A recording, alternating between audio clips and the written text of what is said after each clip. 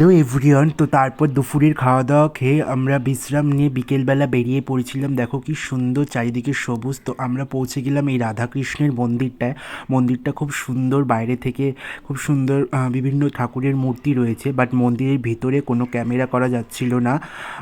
তারপরে এই যে আমরা আবার বেরিয়ে পড়লাম ওখান থেকে আর একটা মন্দির, এটা হচ্ছে গিয়ে চন্দনেশ্বর মন্দির। মন্দিরটা খুব সুন্দর, খুবই সুন্দর, বাট ভেতরে খুব অপরিষ্কার। মন্দিরটা পরিষ্কার পরিচ্ছন্ন রাখা নেই। এই যে দেখো মন্দিরটা কি সুন্দর, ভেতরে বিভিন্ন ঠাকুর রয়েছে।